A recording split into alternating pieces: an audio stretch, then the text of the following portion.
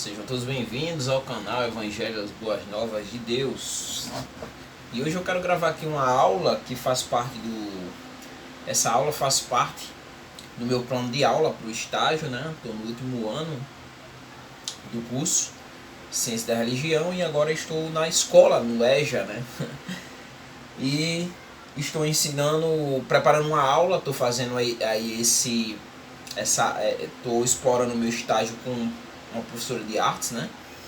E aí, dentro da matéria que ela estava dando, ela estava dando matriz cultural brasileira e explorar a arte, né? Já que é professora de artes. E eu propus explorar os ritos religiosos dentro do cotidiano brasileiro, dentro dessa matriz cultural. Nesse caso, explorar a matriz religiosa, e ela aceitou, então eu vou dar essa aula e aqui quero compartilhar com vocês. Eu usei esse livro aqui, Rito, Mito e Símbolo, né? Da editora Intersaberes. Relações Étnico-Raciais, também da editora Intersaberes. Guia de Religiões Popular do Brasil, essa obra aqui. Religiosidade africanas e ameríndias. Diálogo interreligioso, que é o que eu finalizo a aula. E esse daqui, ritos, expressões e propriedades, da Paulinas, né? Que compõem um ensino religioso. Então vamos lá. Como eu falei, né? O objetivo é explorar a matriz cultural brasileira, focando na sua religiosidade, em específico o objeto será os ritos, né? Mas para isso nós precisamos entender de forma superficial a formação do povo brasileiro, né? O povo brasileiro tem como a miscigenação, né? É um dos principais fatores que contribui para a formação desse povo brasileiro, a sua miscigenação, né? E os grupos que fizeram composição, né, que contribuíram com a formação do povo brasileiro, nós sabemos que foram os indígenas, que já estavam aqui, né? O Brasil não foi descoberto, já existia moradores e proprietários da terra, que seriam os índios, né? Os africanos depois, né? E a invasão, no caso dos europeus, né? Em especial Portugal, que veio aqui e aí disse que descobriu o Brasil, mas o Brasil já tinha sido descoberto, já existiam moradores que eram os índios. Eu trouxe aqui também uma informação bem interessante, né? Sobre a formação do povo brasileiro, que está nesse livro aqui.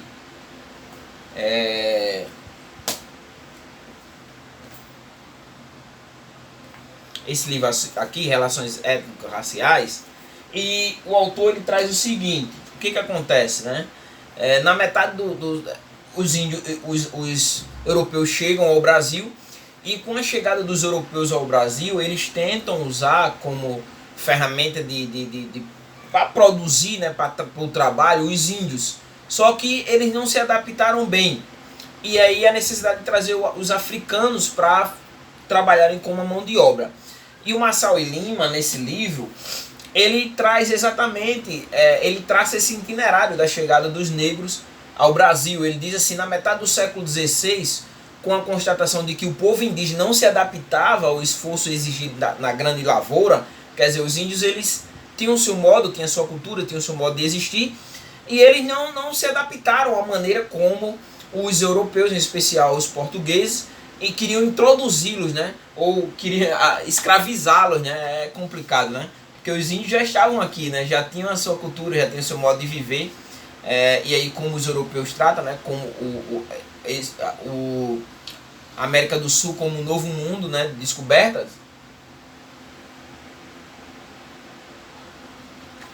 Eles queriam que o povo indígena trabalhasse, né? Fosse escravizado para o trabalho. E eles não se adaptaram a isso. Então, qual foi a solução? A solução foi trazer a mão de obra escrava da África, né? E dessa forma nós temos o início de um longo período de escravidão, né, negra no solo brasileiro, que acompanhou os ciclos tanto da cana-de-açúcar, da mineração, da pecuária, no século XVIII, como também do café no século XIX. Então essa é a composição, né, que nós temos da matriz cultural brasileira. Africanos trazidos da África como escravo, né? Os indígenas que já habitavam aqui eram os donos da terra, eram os moradores originais da terra, que eram os proprietários da terra, eram os índios, né? E os africanos, e aí nós montamos essa matriz cultural. Depois vai vir pessoas do Oriente, mas em específico essas três matrizes, né? Indígena, europeia e africana. E aí dentro dessas três matrizes nós temos a religiosidade brasileira, a partir do seu desenvolvimento religioso, né? Os portugueses trazendo os jesuítas com o catolicismo, né? Depois vai chegar também os reformados, né? Os cristãos reformados, mas em princípio o catolicismo com os jesuítas, né? E ali toda a religiosidade, os padres, né?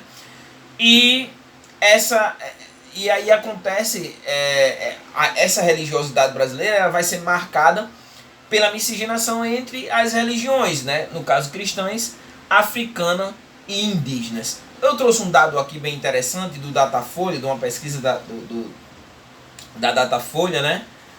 Ou do Datafolha, e que classificou o seguinte, que 50% dos brasileiros são católicos, 31% são evangélicos, 10% não possuem religião, né? Pelo menos nominal, né? Confessional, aí nós podemos adentrar aqui os ateus, e 9% de outras religiões, dentre elas as religiões indígenas e propriamente as religiões de matriz africana, que nós vamos explorar mais à frente. Dentro dessa composição religiosa, nós temos os ritos, né? Toda religião ela tem os seus ritos, os ritos praticados por ela, né? E esses ritos, eu trouxe aqui uma definição a partir uma definição desses ritos, né?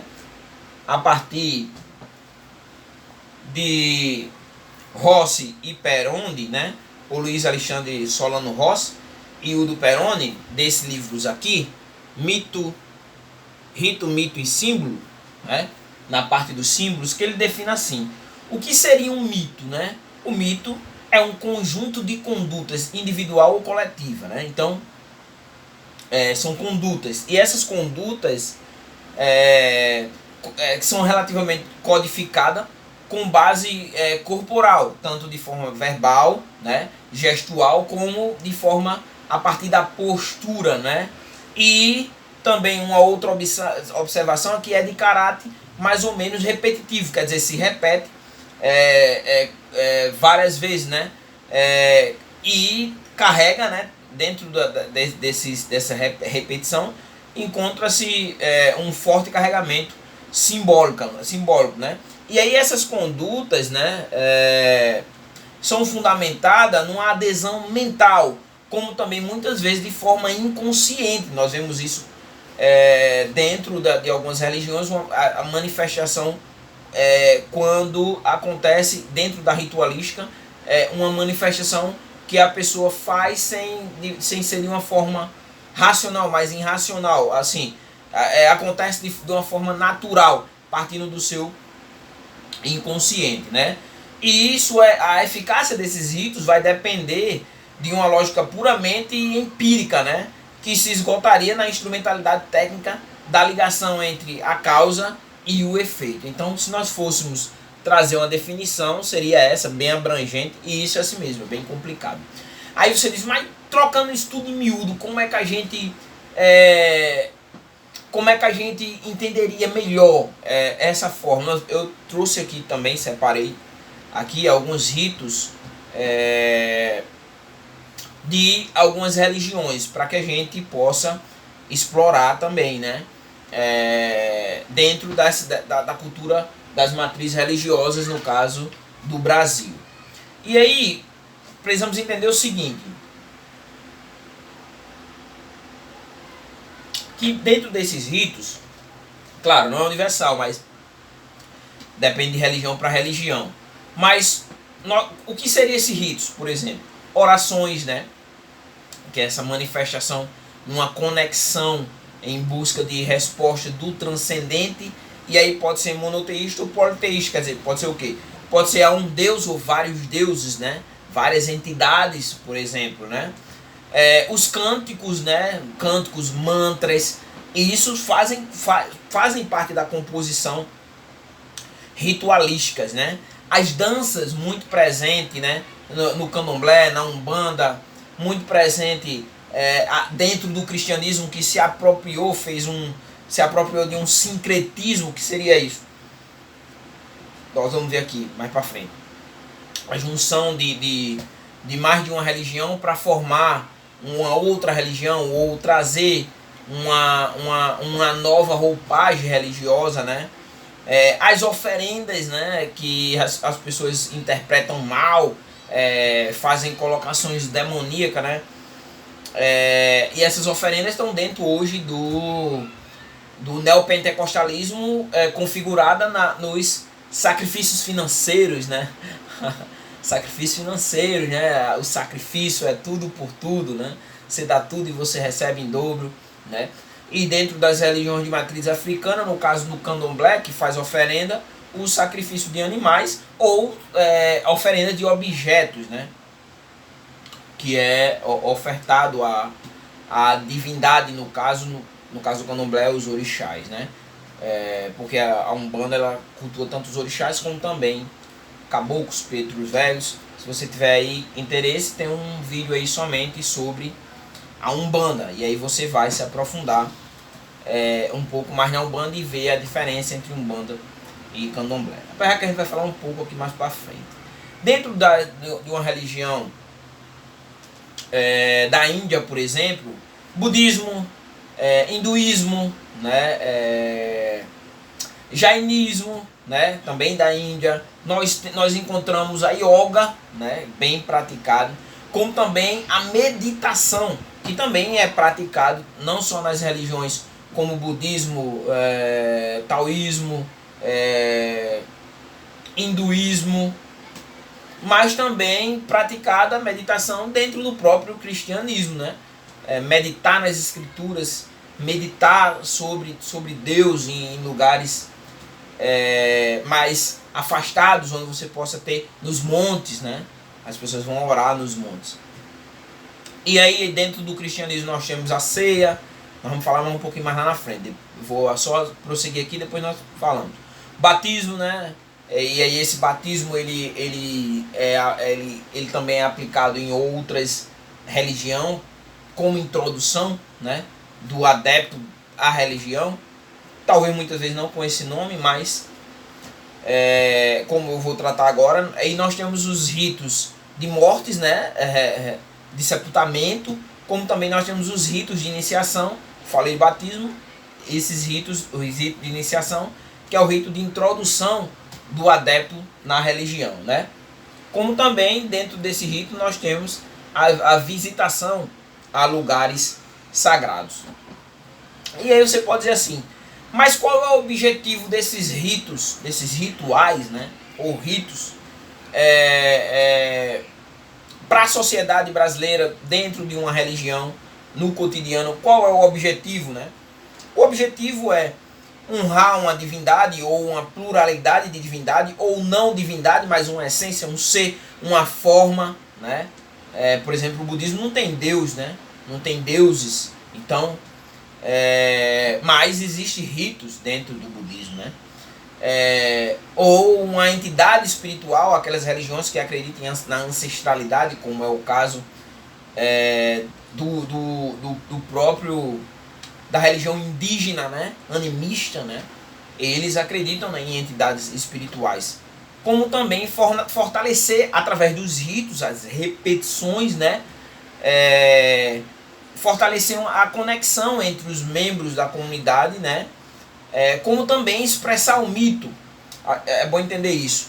Os mitos não são, por exemplo, os mitos eles não têm essa ideia pejorativa que o cotidiano normalmente compreende, né? Compreende quando um mito é porque não é verdade, foi criado, mas não. O mito é a expressão do sagrado, né? E o rito ele expressa um mito, é uma repetição do que aconteceu, né? E aí nós podemos usar como exemplo a própria Santa Ceia foi realizado por Cristo e é expresso, repetido, né? Esse rito no cotidiano das igrejas evangélicas, né? Como também os ritos aos orixás, né? Tem o mito dos orixás, né? A sua mitologia, o seu panteão e a expressão da característica desse orixá, a dança desse orixá, o toque desse orixá, que é expresso através do rito no cotidiano, né? Como também uma imitação do sagrado. O que eu quero dizer? Algo que aconteceu, que foi descrito, formado um mito religioso e que isso é repetido através do rito, né? Trazendo uma imitação do sagrado, né? E esses ritos, né? No cotidiano brasileiro, eles são diversos, né? E também tem uma coisa, que eles vão variar de acordo com a religião, né? Cada religião ela tem os seus ritos religiosos. Cada religião ela tem as suas expressões religiosas que compõem o seu cotidiano, né? Não são todos os mitos, eles não são igualitários, né? O mesmo mito, o mesmo rito que é praticado na religião não é praticada na outra, né? E aí dentro desses ritos, para nós explorarmos o cotidiano brasileiro, né? Nós vamos explorar agora os ritos dentro de cada religião. O primeiro dele é a celebração dentro do cristianismo. Separei alguns aqui. A celebração da Páscoa, né? A celebração da Páscoa, a saída do povo do Egito, né? Essa celebração e a celebração do próprio Natal, o nascimento de Jesus, né? O Carnaval tem uma ritualista, faz parte dos ritos religiosos dentro do catolicismo romano. As festas juninas da mesma forma, né? A Santa Ceia, né? Tem é um rito que faz parte da composição cristã, tá dentro da ritualista cristã, né? O batismo nas águas, né? Que é um reconhecimento do que Cristo fez, o morrer para o mundo e o nascer para Deus, né? Acontece antes, você só faz expressar através do batismo nas águas, reconhecendo a morte e ressurreição de Jesus, né? Os ritos fúnebres, né? O culto de corpo presente, né? E as orações ou as rezas. Esses ritos eles compõem a ritualística cristã, né? Dentro do cotidiano brasileiro, né? E aí, quando nós vamos para as religiões indígenas, né? Nós temos vários ritos também dentro das religiões indígenas. Com uma ressalva, né? Que hoje os índios eles acabaram que saíram de dentro do seu local existencial, sua cosmovisão, ela foi aculturada. O que eu tô querendo dizer? A cosmovisão indígena ela foi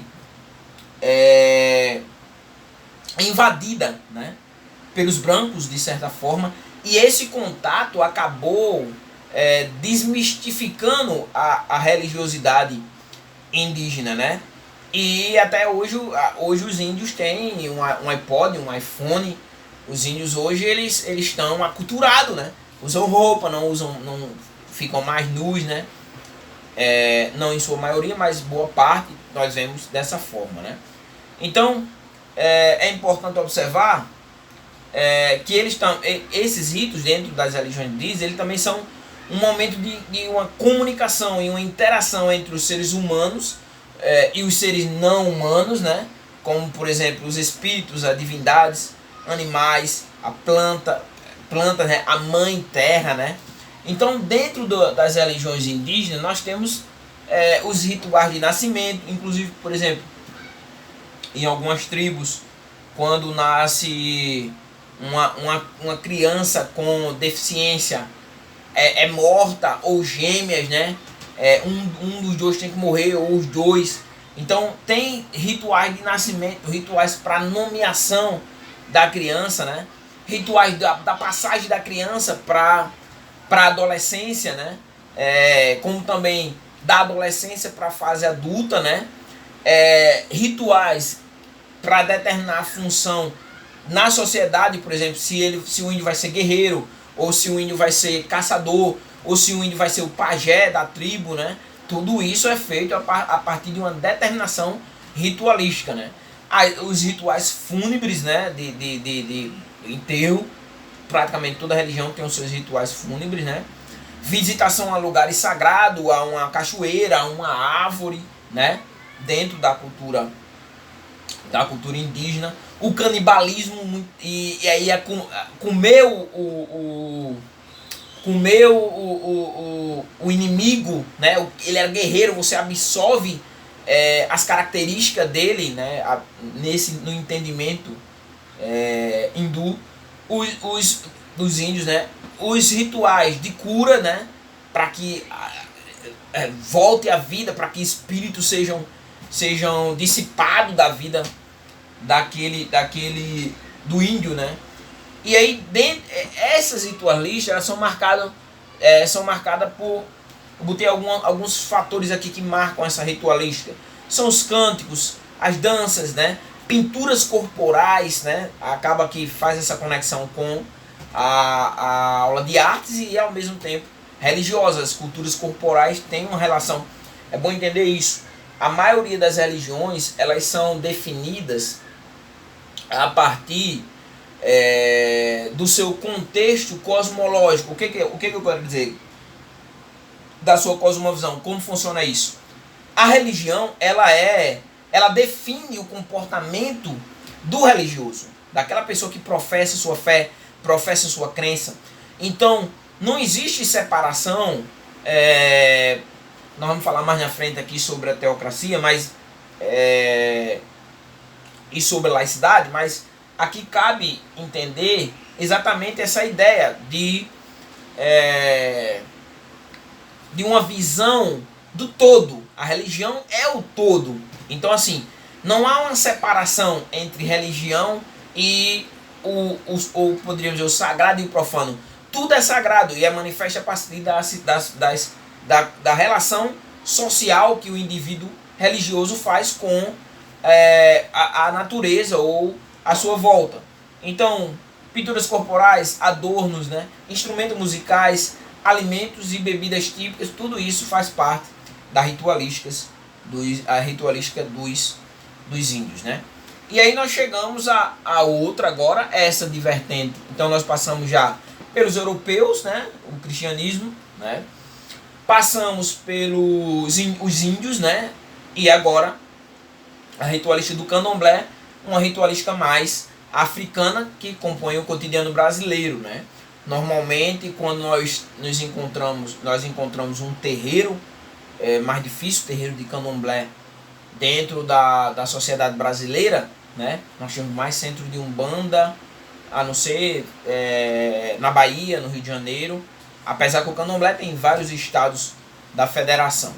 Mas nós temos aqui onde eu moro, né? Na cidade de Natal, nós encontramos mais a umbanda do que o candomblé, e o candomblé mais distante, em locais mais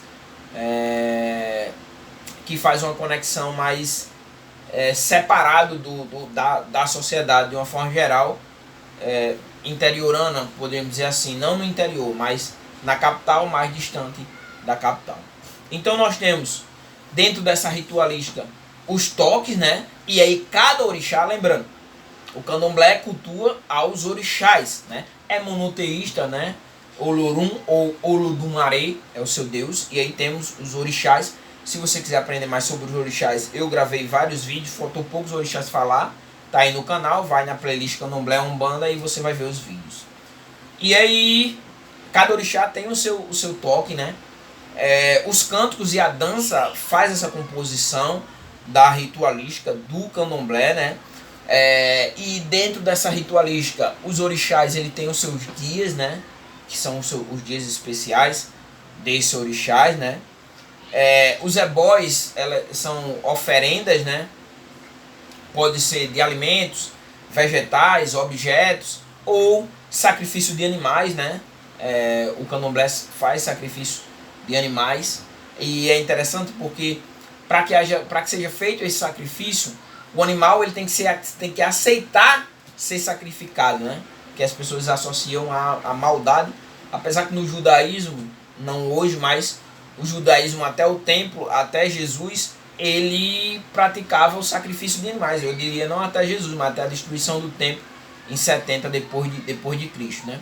Trajes específicos com as cores, né? E as roupas do orixá determinado, né? Com as suas características, machado, escudo, né? Então cada orixá tem a sua característica e os seus instrumentos próprios.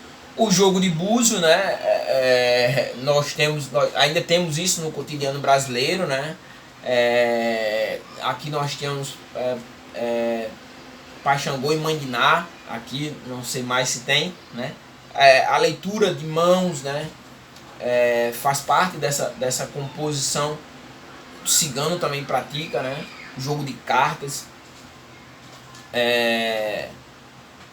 ritos secretos, que aqui eu botei essa observação porque dentro do candomblé o novo adepto ele não vai logo saber todos os segredos da casa, e aí progressivamente quando vai passando os anos, né, ele vai deixando de ser um neófito e vai tendo acesso a mais informações. Um dos problemas do candomblé é exatamente, apesar que tem muita coisa escrita, mas de ser mais restrito, né?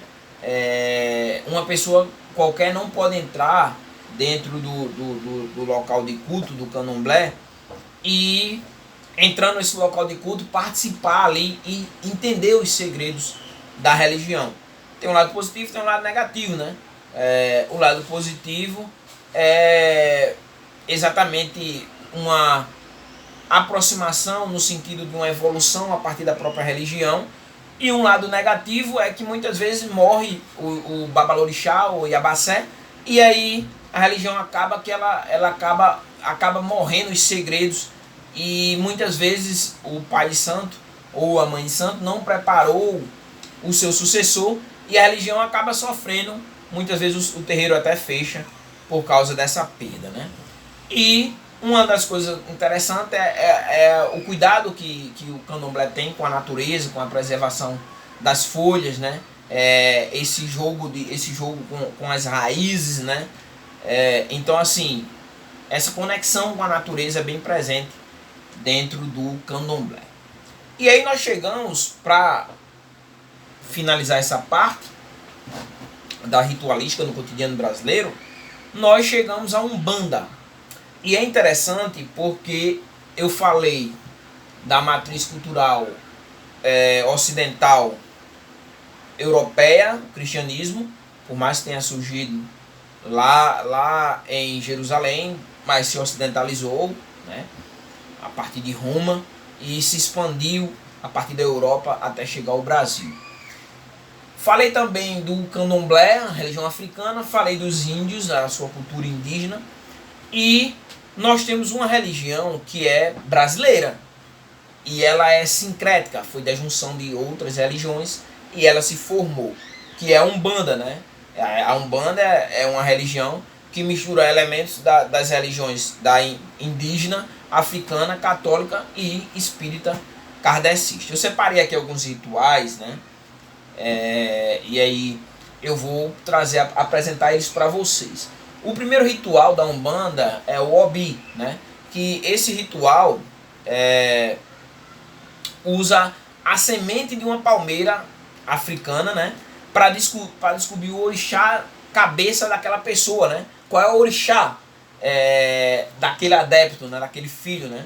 E aí o pai ou a mãe de santo, ele joga as 4 partes da semente e interpreta, né, a resposta que o orixá vai dar, e aí vai descobrir qual é o orixá daquela pessoa. Então o nome desse ritual se chama Obi, né, ou dessa ritualística, né, desse rito.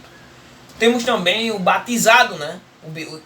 O batizado é o ritual que abençoa o espírito do filho de Umbanda, né, dentro dos critérios da religião, né? A cabeça do filho é lavada com a água e ele recebe um padrinho, mais ou menos se assemelhando ao catolicismo. E aí, se você quiser ver, eu gravei um vídeo sobre os 7 sacramentos, você vai ver isso aí lá. Vai lá e dá uma olhada, né?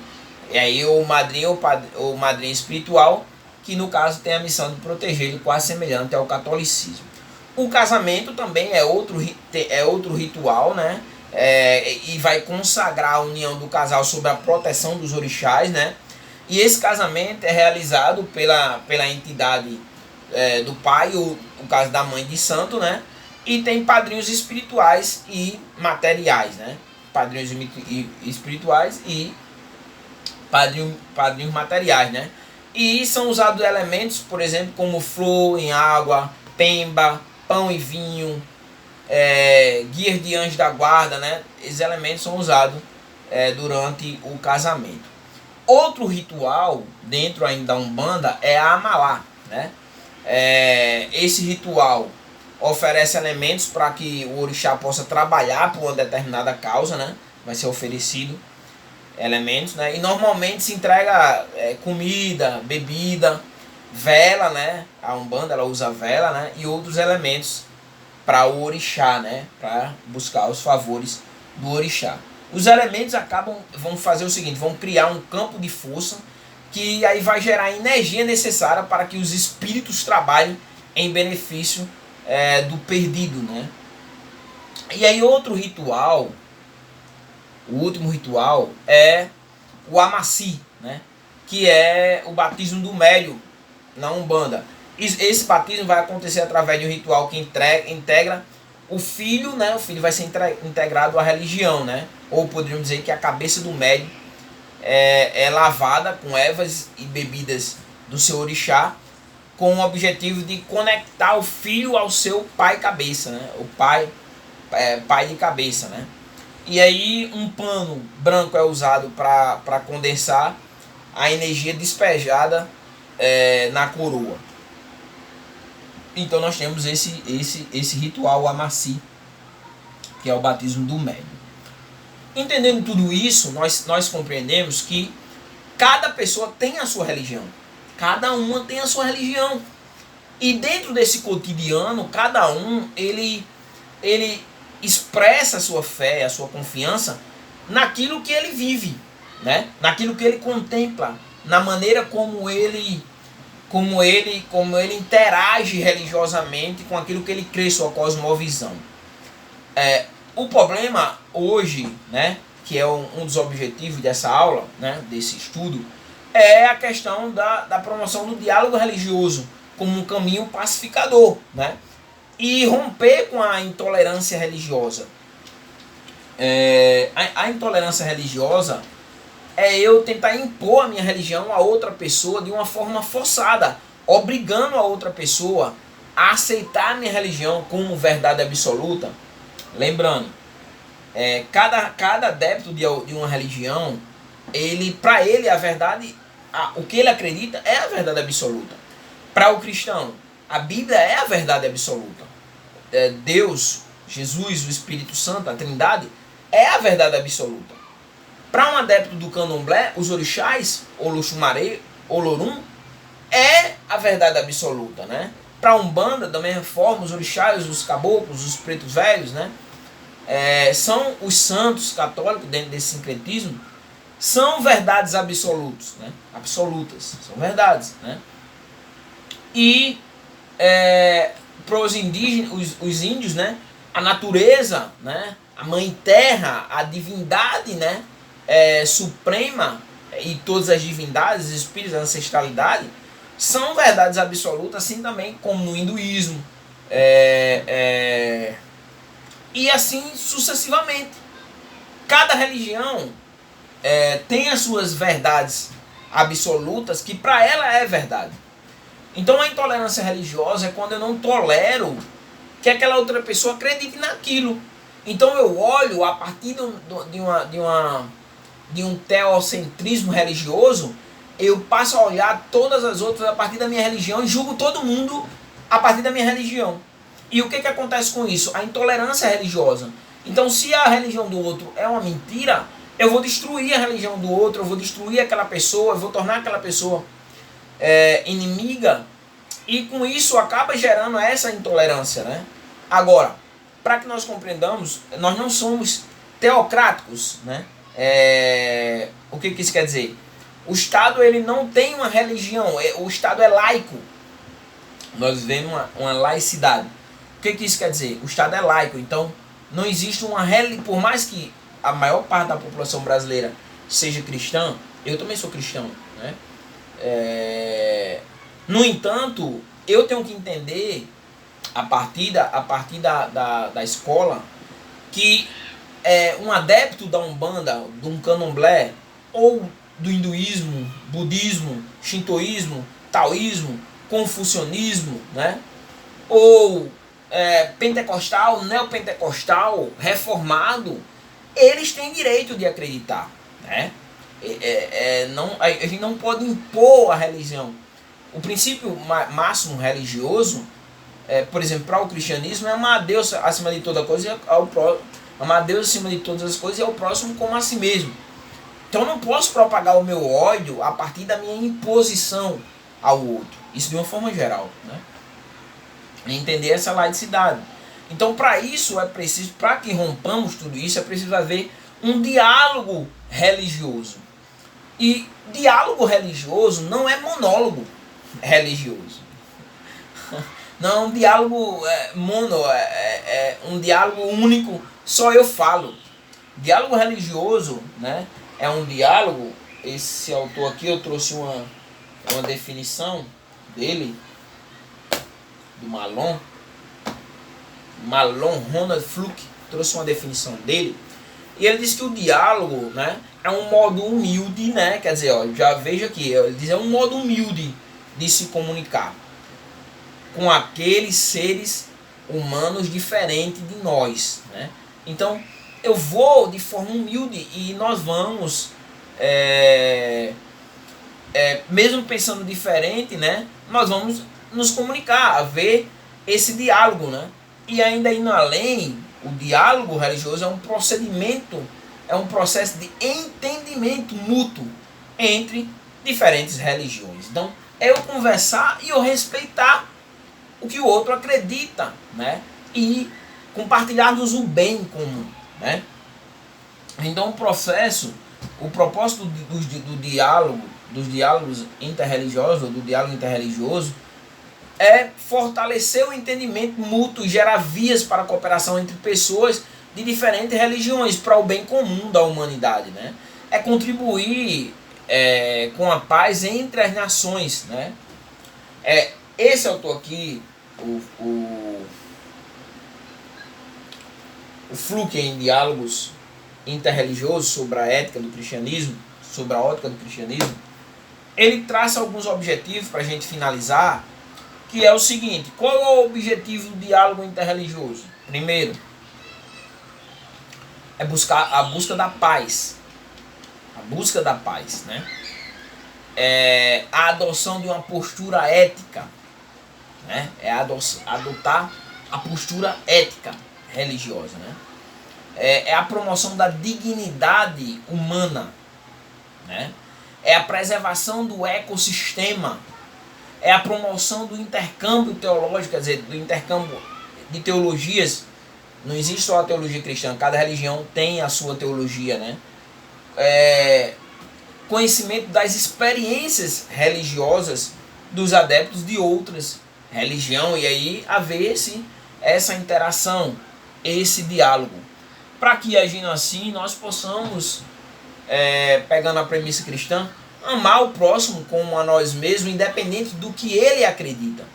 E passar a entender o que o outro acredita como a sua verdade, a partir do que o outro descreve, que é a fenomenologia da religião. Não como eu acredito, como eu penso. Não, mas muitas vezes a gente julga porque a gente não conhece. Então, a partir do que eu conheço da religião do outro, eu passo a respeitar, eu passo a compreender como ele acredita. E buscar a partir das várias religiões a paz, né? O entendimento, né? Como também a liberdade da outra pessoa, se ela quiser mudar um dia de religião, ela mudar numa boa, né? Sem que haja esse julgamento mortífero a partir de uma cosmovisão existencial que alguém possa ter. Então, era esse o objetivo, né? O fim último é promover o diálogo interreligioso a partir do cotidiano religioso brasileiro, dentro dessas matrizes do qual eu trabalhei. Então é isso, né? Se você gostou do vídeo aí, compartilhe esse vídeo para que outras pessoas possam ter acesso. Se você não é inscrito, inscreva no canal. Vai lá ver outros vídeos sobre outras religiões. Também, se você é cristão, tem vários vídeos, exposições. Eu estou expondo o Evangelho de Mateus e eu já estou no capítulo 4, né? Capítulo 5, vou começar a expor o Sermão do Monte. Então vai lá e assiste os vídeos, como também de outras religiões. Tem várias religiões aí no canal que você possa ir lá e assistir e conhecer mais, né? Então é isso. Partindo da minha fé, que Deus possa abençoar a vida de vocês. Até o próximo vídeo.